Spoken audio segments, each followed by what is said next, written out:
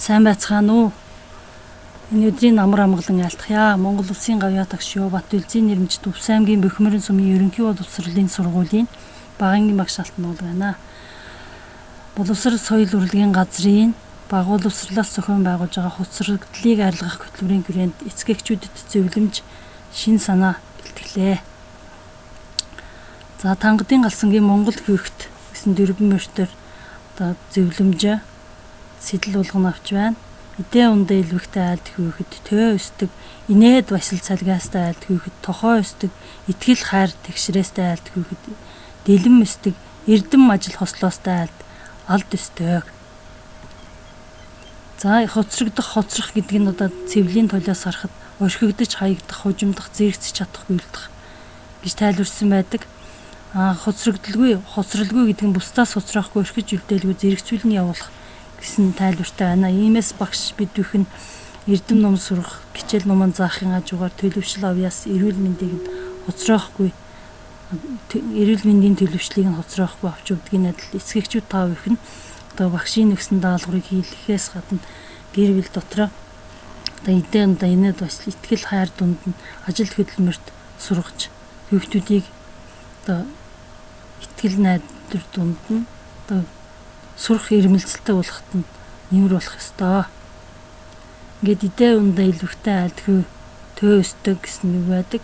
Тэгэхээр гэр зөвлөмжийн дагуу тав их нь хоол хүнсээ гүрлэн бүтээгдэхүүн 55, махан бүтээгдэхүүн 10, күнсний ногоо 15, сүү цагааны эдээ 15, жимсгэн 5% гэсэн энэ хуваарийн дагуу одоо ядаж өдөрт юм уу 7 хоногт энэ хуваарийн дагуу хоолундаа бэлтгэж өгөхөд хүүхдүүдийн оюун ухаанд сайнаар нөлөөлөх нэ.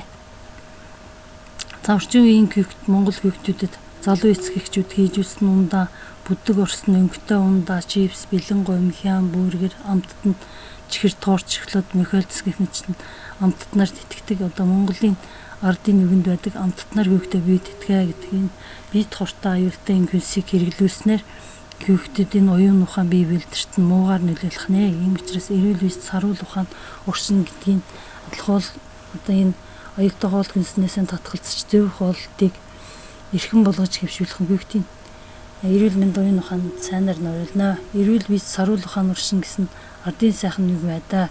Энд хүүхдүүдийнхээ эрүүл мэндэд анхаарч эрүүл дадалд анхаарна уу. Инээд басил цалгаастай айлд хүүхэд тохоо өстой гэдэг. За бидний баг байхад Монгол хүүхдүүд ээж аауд нь ажил хуваарлан өгч хөдөлмөрийг эрхлүүлдэг, хийлгдэг байсан. Өдрийнхөө хийсэн ажлаа оройн удаа ажиллаа дуусгасны дараа хоолундаа идсэний дараа одоо ярилцаж өвөг дээдсийн ёс заншлаа сургадаг. Үлгэр төлс ярьж хэл яриаг хөгжүүлдэг, бие биелгээ хийж хөдөлгөөнийг хөгжүүлдэг, шагаа тоглож оюун ухааныг хөгжүүлдэг. Гэх мэтлэн авьяас чадварыг нээх тал дээр маш их идэвх зүтгэл гаргана ажилтдаг байсан. За одоогийн Монгол хүүхдүүдийн одоо дүр төрх бол дээлнийхээ аав ээж өөрийн ажил цалин мөнгө болохоо хинтэн тавиад хүүхдээ зөнд нь орхидог. За хүүхдээ цаг зав гаргах нь ховор, хүүхдүүдийг орой унтах цагт нь унтуулдаг, бас болж ядарч сүлддэг. За гишүүн бүрэн дийлэгцэнд одоо дийлэх цагааны өнгөрөөдөг, хүүхдээ аюул хайхардаг, хүсэл мөрөөдлийг нь одоо асууж зөвлөгөө өгдөггүй ийм зөвлөд ажиглагдаг иймд одоо хүүхдээ цаг гаргаж сэтгэл хөдлөл баяр баясгалан дунд нь өөрөө хүүхдүүдтэйгээ хамтран уралцаж сурах тэмүүлэлтэй болох хэрэгтэй. Мөн одоо тэр аль завтаа цагтаа бие биелгээ цул ерөөл магтаал үлгэр сээжлүүл зорилготой хэрэгтэнд дэмжих ёстой. Ингээд хүсэл мөрөөдөлтэй гэрсэн авьяаслаг бүтээж иргэн төлөвшүүлэхийн тулд хамтдаа ажиллацгаая. За итгэл хайр тэгшрээстэй ад хүүхд дэлэм өстой гэж бас үг байдаг. Монголчууд хүүхдээ хүмүүжүүл төлөвшүүлэхдээ илгэрлэн дагуулж сургасан байна. За Монгол хүүхд хүмүүжүүлэх уламжлалт аргаас дурдъя. Эрүүл мэндийн талуудаа гол усаа цэвэр байлгах, усанд явахдаа сав суулгаан угааж хэрэглэх, өрөөнд цэвэрхэн байлгах, ясыг цэвэр мэлжих одоо гэх мэтлэн энэ бол хүүхдүүдийн эрүүл мэнд нэгт нэмбэ ажиллагаанд сургахаас гадна авьяасыг хөгжүүлэхдээ илгэр төлс сайлах, ерөөл магтаал хийлгэх, өгнөд гүйлэх, тоглох гэдэг нь одоо авьяасыг хөгжүүлж байна. Оюун ухааныг хөгжүүлж байгаа бас бие биелгээ хийх, мөр унах, ямаа самдах гэдэг нь биеийн хөдөлгөөний эвсэлд сургаж бэлэг дэмэрлийн нүг гэлүүлэх, хүмүүстэй мэдлэх, үйл усандаа зайлуулах гэдэг харилцааны шалгуурт сургаж байна. За ингээд миний хүмүүжил тал дээр монголчууд яаж анхаарч ирсэн бэ гэхээр одоо ажигч хэрхэн хүмүүст хүндэлтэй хандхад одоо нохоо хоёрхоос эсвэл хаалга юудэн нээж өгөөд одоо дээшээс сууж мэдлэхээс эсвэл зааж өгөхөөс гадна чөдөр нот зангидах, хүний ямаа холбох, өхөр мал түших, тувч зангидах, дээс дундах гэх мэтлэн гарын үрдөө төгжлийг хөгжүүл зөрөх төвчээр суулгаж ирсэн бас мал хариулах, аргал түлээд өгөх, малаа туулах, зүс туулах, зүс тогтоох, хураг иш амлуулах гэх мэт хараа сайжруулах, харааны ой тогтоолт бас эр зургийн эрдэмт сургах, үйл ус амтан таниулах, ах дүүнрээ таних, аав ээжийн хуваарлсан ажлыг хийх, унс тайлах, тоон түших гэх мэтлэн маш олон зүйлийн эрдэмт сургаж ирсэн юм аа. За эрдэм ажил хослоостой аст гүйхт алд өстой гэсэн нэг байдаг. Гэхдээ ажилсаг өөрт итгэлтэй зөв хүмүүжлэлтэй болохын тулд өнөөдрийн Монгол хүүхэд маань ирээдүйн Монголын хөгжлийг үдирдэн өнөөдрийн бидний Монгол хүүхэд дэлхийн хөгжилтэд зэрэгцэн алах ёстой юм аа. Инээд гөртөө баяр баясгалтай, өөртөө итгэлтэй, зориг тэмүүлэлтэй, ажилсаг, эрдэм мэдлэгтэй бүтээлч, авьяаслаг эрүүл Монгол хүүхэд өсгөж хүмүүжүүлэх үүрэг багш, эцгэх бидний үүрэг байх ёстой.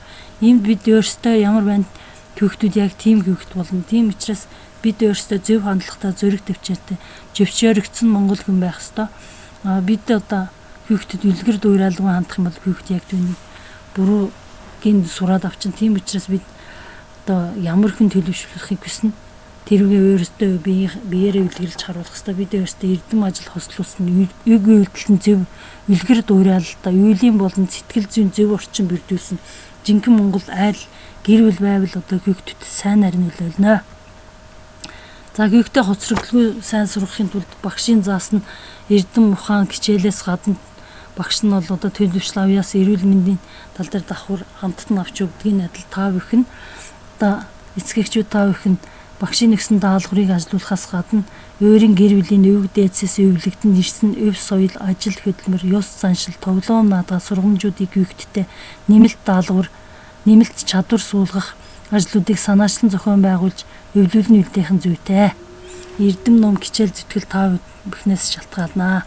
Ингээ хамгийн гоё хайр дүрэн гэр бүл зөв төлөвлөсөн хүн болдоо. Тэгэхээр зөв хүүхдтэй хүн болохын тулд зөв гэр бүл мань хүүхдтэй сэтгэлийн хүмүүжил болох ёстой. Сэтгэлийн хүмүүжил гэдэг нь одоо ёс суртахуун, ёс заншил, хайр халамж гурвын нэгдэл юм аа. Аав ээжийнхэн хүүхдээ гэсэн чинь сэтгэлийн хайр халамж, ёс суртахуун, ёс заншил нь хүүхдийн зүрх сэтгэлд гүн гүнзгий үлддэг бөгөөд эргээд юуг ч хайрлаж чадах сэтгэлийн боловсролтой хүүхэд өсөж ториндоо. Сайхан аз жаргалтай гэр бүлээс аз жаргалтай сэтгэлтэй бүтээлч хүүхэд төлөвшдөг. За бяцхан өрсийнхээ төлөө хамтдаа анхаарал хандуулсан та бүхэндээ баярлалаа.